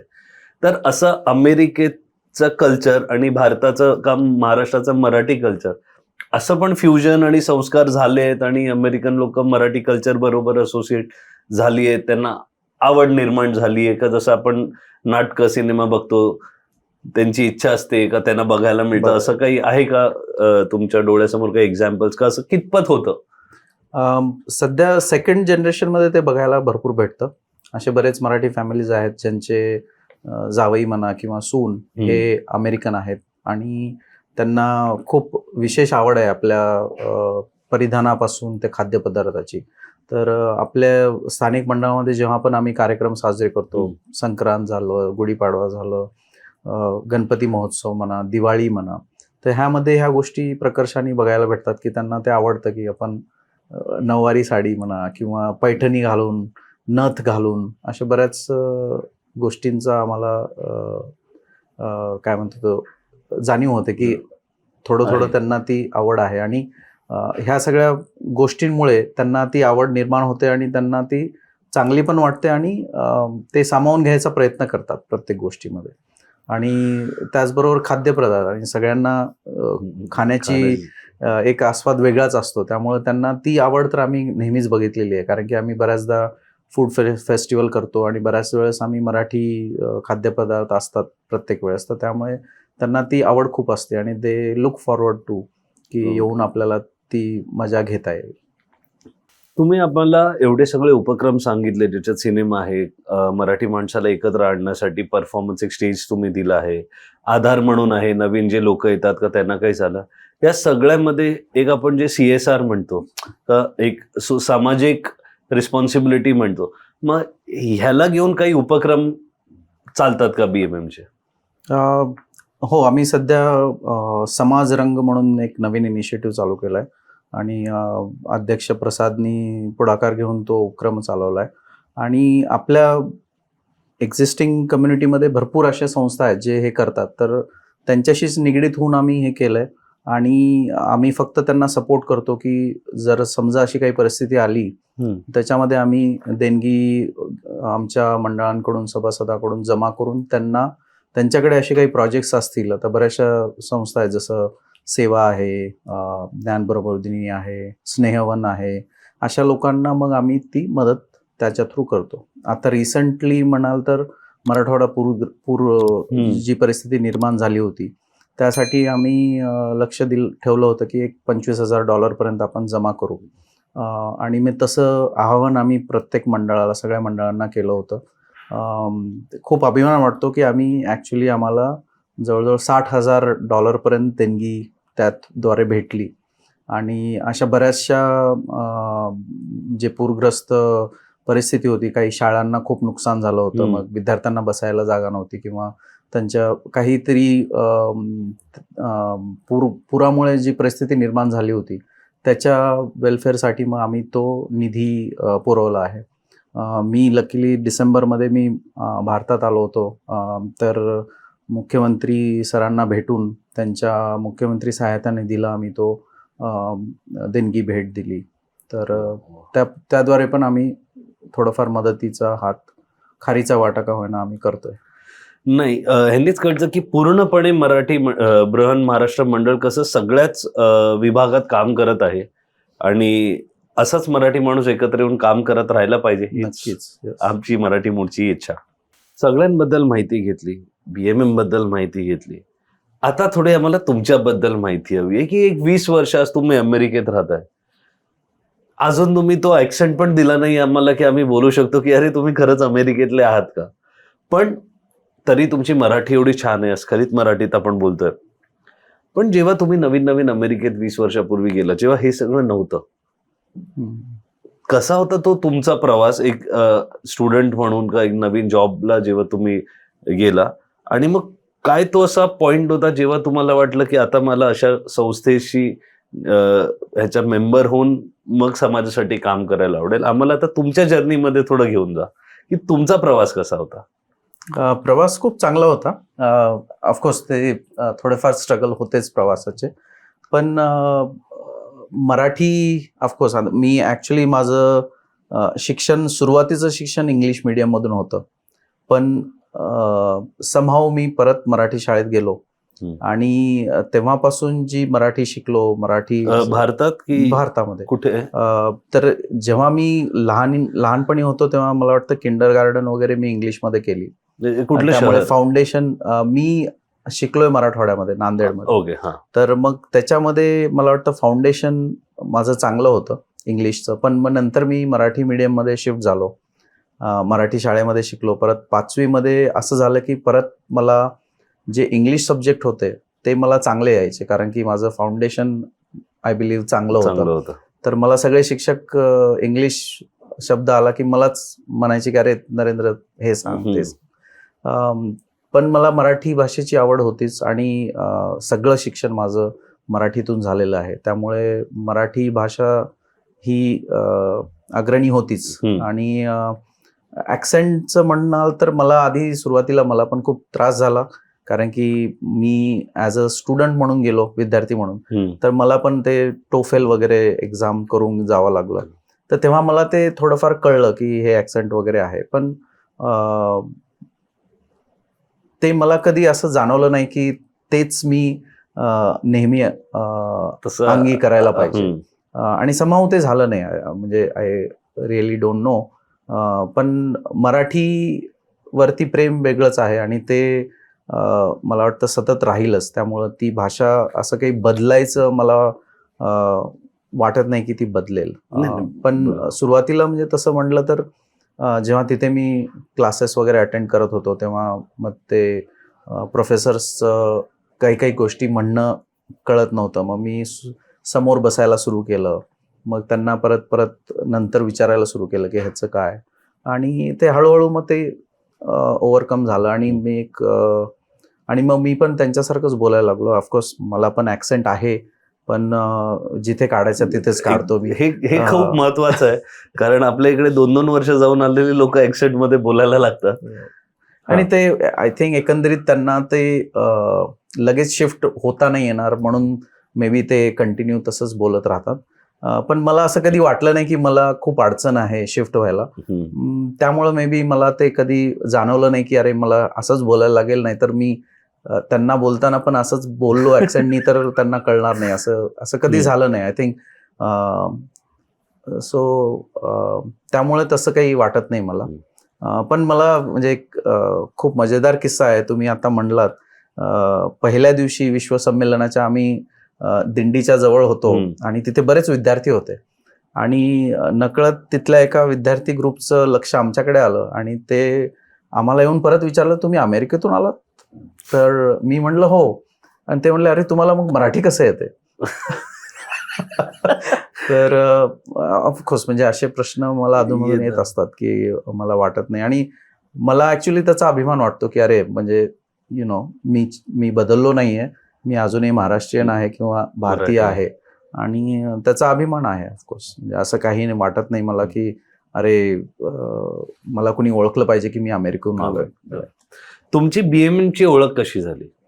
तर मी जेव्हा पहिल्यांदा आलो आणि मी जे चॅलेंजेस थ्रू गेलो, कारण की 22-23 वर्षापूर्वी व्हॉट्सअप नव्हता, फेसबुक नव्हतं आणि सगळं ISD कॉल वाला टाइम होता की ठराविक वेळेलाच तुम्ही आम्ही फोन करायचो आणि बाकी वेळ असं काही नव्हतं.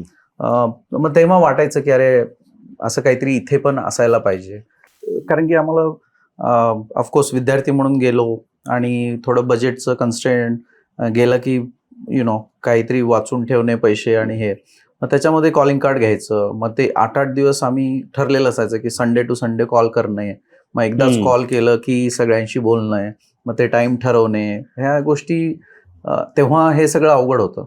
आणि आता of course because of technology it is all easy. मग तेव्हा ते एक गोष्ट होतीच, आणि संघटना, अशा गोष्टीमुळे संघटना तयार होते आणि आपुलकी निर्माण करायसाठी आपण ते करतो. तर ते तेव्हापासून एक ओढ होती आणि मग ऑफकोर्स खेळामुळे लोक एकत्र यायचे. मला क्रिकेटची आवड असल्यामुळे आमच्या टीम्स होत्या. मग तिथे पण आम्ही मग कसं क्रिकेट खेळायचं, तिथे मग आम्ही पार्किंग लॉटमध्ये, मग रात्री तिथे लाईट असताना मग ते युनिव्हर्सिटीच्या लोकांची परमिशन घेऊन मग रात्री आम्ही खेळायचो. असं सगळं करत ते, पण हे कुठंतरी एक स्थापित व्हायला पाहिजे, काहीतरी एक असं असायला पाहिजे की जेणेकरून नवीन आलेल्या मुलांना हे सगळं आरामात भेटो. मला अजूनही आठवतंय, जेव्हा मी तयारी करत होतो अमेरिकेत जायची, तेव्हा याहू मेसेंजर नुकताच आला होता. पण त्याच्यामध्ये पण बरेच चॅलेंजेस होते की खरंच कुणीतरी तिकडं कोणी काय कुणी असं फेक नाहीये का काय. मग ईमेल्स होते, पण तरी तो दुरावा होता. आता आज ईमेल्स खूप कॉमन झालाय, पण त्यावेळेस असंही वाटायचं की अरे हे कोण आहे, कुणाचा ईमेल येतोय आपल्याला, किंवा त्यावेळेस हे थोडं सगळं नवीन असल्यामुळे, आणि मी पहिल्यांदाच प्रवास करत होतो अमेरिकेत, ते पण, आणि एवढा लांब प्रवास, तो 20-22 तासाचा प्रवास. तर हे सगळं खूप खूप वेगळं होतं, खूप मानसिक हे होतं. आणि त्या वयामध्ये काही गोष्टी आपल्याला वाटतात की अरे ठीक आहे, पण ते जेव्हा होतात तेव्हा त्याचा जास्त इम्पॅक्ट वाटतो. तर ह्या सगळ्या गोष्टी होत्या, त्यामुळे साहजिकच होतं की असं काहीतरी मला परत कुठेतरी जुळायचं होतं. आणि त्याच मुळे मला स्थानिक मंडळाशी संबंध आला, मग त्यांच्यासोबत काम करणे. मग आम्ही तेव्हा कुठे राहायचं तुम्ही? मी आधी डॅलसला होतो. डॅलसला. आणि मग त्याच्यानंतर नोकरीसाठी मी राले नॉर्थ कॅरोलाइनामध्ये मूव्ह झालो. आणि मग तिथे मग स्थानिक गणेश मंडळामध्ये मला गणपतीची खूप आस्था आहे, त्यामुळे सगळ्यांनाच आहे, आणि त्यातला त्यात सर्वात आवडीचं म्हणजे आपला गणपती 8 दिवसाचा. तर ती पण एक इच्छा होती. आम्ही डॅलसमध्ये जेव्हा विद्यार्थी होतो तेव्हा हे सगळं काही नसताना सुद्धा आम्ही ते सेलिब्रेट करायचो. मग तिथे आम्ही क्रिकेट टीम स्थापन केली आणि तिथे मग आम्ही क्रिकेट खेळायचो. तर मग जेव्हा मी इकडे मूव्ह झालो तेव्हा ते पण मी कंटिन्यू केलं. मग स्थानिक मंदिरांमध्ये गणपती वगैरे साजरा करायचं, तर तिथे पण मंडळं होती लकीली. तर मग त्याच्यामध्ये सामील होऊन वेगवेगळ्या उपक्रमामध्ये मी सहभाग केला. आणि नंतर मला हे BMM कळालं, कारण की मी एके वर्षी BMM रिप्रेझेंटेटिव्ह म्हणून झालो, तेव्हा मला हे BMM काय आहे हे कळलं. आणि मग त्याच्यानंतर मी BMM मध्ये जोडलो, कारण की त्याच्या थ्रू मग माझी जी आवडीच्या गोष्टी होत्या, जसं मी म्हटलं आता की चित्रपट वितरण म्हणा किंवा इंडिया प्रोग्रामिंग, त्याच्या थ्रू मला खूप चांगलं व्यासपीठ भेटलं आणि मला खरंच त्याच्यामध्ये खूप जास्त काम करता आलं. वेगवेगळे प्रोग्राम आणता आले आणि त्याचे काय काय अडचणी आहेत हे पण मला ते जवळून कळाल्या. त्याच्यामुळे BMMशी नातं घट्टच झालंच. काही थोडेसे रॅपिड फायर टाइप्स क्वेश्चन्स आहेत, एक एक करून जे तुम्हाला मनात येते ते उत्तर द्या. सिनेमाशी तुमचा संबंध एवढा आहे तर जगातला प्रत्येक माणसाने पाहायला हवा असा एक मराठी चित्रपट कुठला, ग्लोबल माइंडसेट असलेला? हरिश्चंद्राची फॅक्टरी. आणि आता ऍक्च्युली ते तर आहेच, पण आता मी हे पण म्हणू शकतो की आपला जो सचिन खेडेकरांचा चित्रपट आहे आपला मराठी भाषेवरती किंवा मराठी शाळेवरती, काय नाव रे? क्रांतिज्योती विद्यालय. क्रांतिज्योती विद्यालय. मराठी म्हणजे आयडेंटिटी एस्टॅब्लिश करायचा एका शब्दात, मराठी शब्दात तुम्हाला जर सांगायचं असेल तर काय असेल? एक मराठी शब्दात आपली ग्लोबल आयडेंटिटी. मला वाटतं आई. ओके. अमेरिकेमध्ये राहणं एका शब्दात काय आहे मराठी माणसासाठी आज? दुसरं मराठी जग. दुसरं मराठी जग. खूप छान. आणि आज मराठी माणूस अमेरिकेत पसरलेला आहे का आता तो ऍक्च्युली एकत्र आलेला आहे? मला वाटतं पसरलेला आहे पण एकत्र आलेला, म्हणजे पसरलेला आहे पण एकत्र कनेक्टेड आहे. खूप छान. खूप छान माहिती मिळाली आज तुमच्याकडून. आज आम्ही ऍक्च्युली परवाच भेटलोय आणि आज आपण पॉडकास्ट करतोय, तर दोघांना पण तेवढं आणि त्यांना पहिल्यांदा आम्ही पॉडकास्टलाच येऊन स्टुडिओमध्ये बसवलंय. पण आज सगळं मराठीमुळे. सगळं मराठीमुळे आणि विश्व मराठी संमेलनमध्ये आपली भेट झाली आणि आपल्यासारख्या अनेक लोकांची भेट झाली आणि ग्लोबल मराठीची काय एक ताकद आहे ती आपल्याला कळून येते. तर शासनाचा खूप चांगलाच उपक्रम आहे तो. बोलायचं बघितलं तर आज आपल्याला BMM, बृहन महाराष्ट्र मंडळ काय आहे, अमेरिकेत राहणारा मराठी माणूस कसा राहतो, आज तो कसा एकत्र आलाय, 65 पेक्षा जास्त मराठी मंडळ अमेरिका आणि कॅनडामध्ये आहेत, कसं मराठी संस्कृती मराठी भाषेसाठी नुसतं ते काम करत नाही, पण पुढच्या पिढी आज 2री 3री पिढीला पण तिकडे मराठी भाषा शिकण्यासाठी शाळा सुरू केल्या आहेत, सण साजरी होतात, खाद्यपदार्थाचे उपक्रम होतात आणि असं करून एकंदरीत मराठी आज अमेरिकामध्ये जाऊन पण खूप मोठी झाली आहे, पसरती आहे, वाढती आहे आणि ऐकून पण खूप बरं वाटतं. जसं ते म्हणालेत पुढचे जे काही उपक्रम आहेत आणि अनेक उपक्रम जसं वारसा आहे, कन्व्हेन्शन आहे, या सगळ्या उपक्रमावर मराठी मूड चॅनल प्रयत्न करेल अजून माहिती देणं, अजून आपले गेस्ट आणि मेंबर्स येतील ऑनलाईन ऑफलाईन, आम्ही तुम्हाला ती माहिती देऊच. पण आज मराठी माणूस अमेरिकेत कसा राहतो ह्याबद्दल एक माहिती पहिल्यांदाच मला वाटतं BMMची माहिती अशी कुठल्या पॉडकास्ट का कुठल्या युट्यूब चॅनलवर मिळतीये अदर देन तुमचा स्वतःचा चॅनल. तर मराठी मूडला पण खूप बरं वाटतं की ह्या सगळ्या गोष्टी करायची ऑपॉर्च्युनिटी आम्हाला मिळतीये, जे आमचं उद्दिष्ट आहे, जे आमचं फोकस आहे आणि ते आम्ही करतच राहू. यासाठी चॅनलला सबस्क्राईब करा. जाता जाता एकदा आपण सगळं मराठीत बोललो तर एकदा आमच्या व्ह्युअर्सना शेअर, सबस्क्राईब, जे आपले अमेरिकेचे लोक आहेत जे सगळे बघणार आहेत त्यांना सांगा मराठीमध्ये, आणि भारतातल्या लोकांना एकदा तुमच्या अमेरिकन ऍक्सेंटमध्ये पण सांगा, म्हणजे त्यांना पटेल खात्री की अरे हो 20 वर्ष अमेरिकेत राहिलेलेच व्यक्ती आहेत. नाही, नक्कीच तुमचं खूप खूप धन्यवाद की मला ही संधी उपलब्ध करून दिली. कारण की मी काही सेलिब्रिटी नाही आहे किंवा हा माझा पहिलाच अनुभव आहे आणि खरंच तो खूप चांगला आहे आणि तो खूप माझ्या जवळ राहील, कारण की हा पहिला अनुभव तुम्ही मला करून दिलात.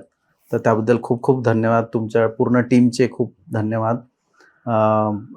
नक्कीच सगळ्यांनी प्लीज सबस्क्राईब करा, लाईक करा.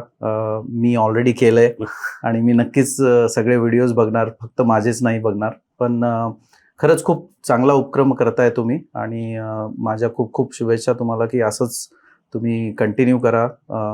फक्त अमेरिका, कॅनडा नाही तर जगभरातल्या बाकीच्या पण मराठी समुदायाचे असेच व्हिडिओ तुम्ही लोकांपर्यंत पोहोचा आणि लोकांना कळू द्या की ज्यांना विश्व मराठी संमेलनामध्ये यायची संधी नाही भेटली तरी तिथे काय होतं आणि मे बी त्यामुळे त्यांना ही माहिती सगळी उपलब्ध होईल. येस. आणि I just would like to invite all of you to come to the BMM convention, which is going to happen in August 6th to 9th to 2026 at Seattle, Washington State. Thank you. Marathi मूडला subscribe करा. आणि please like and subscribe Marathi mood, number 1 podcast on Instagram, YouTube. Thank you so much. कारण अमेरिकेतले आणि दुसऱ्या देशातले लोक हे बघणार आहेत, तर आमचा एक छोटासा उपक्रम आहे ज्याबद्दल सांगायला आवडेल. मराठी मूड चॅनलवर रोज संध्याकाळी 7च्या बातम्या असतात. त्याच्यात एवढा छोटा फरक आहे की त्या 7च्या पॉझिटिव्ह बातम्या असतात. तर जगभरात मराठी माणसाला घेऊन असं काही चांगलं होत आहे तर त्या फक्त चांगल्या गोष्टी तुम्हाला आमच्या त्या न्यूजवर बघायला मिळतील. 3-4 महिन्यापासून चालू आहे आणि रोज संध्याकाळी 7 वाजता 7च्या पॉझिटिव्ह बातम्या मराठी मूड चॅनलवर तुम्हाला बघायला मिळतील. थोडी पॉझिटिव्हिटी मराठी माणसांनी स्प्रेड केली करायलाच पाहिजे. सर, आज एपिसोड इकडेच संपवूया, पण नरेंद्रजी आपल्याबरोबर लवकरच परत पॉडकास्ट जेव्हा कन्व्हेन्शन सेंटरच्या याच्या आधी आपल्याला एकदा भेटतील आणि तेव्हा आपण फक्त कन्व्हेन्शनवर जरा डिटेलमध्ये बोलू. आजसाठी एवढंच. खूप खूप धन्यवाद सर इकडे आल्याबद्दल. Thank you so much. जय हिंद, जय महाराष्ट्र. जय हिंद, जय महाराष्ट्र, जय मराठी. जय मराठी.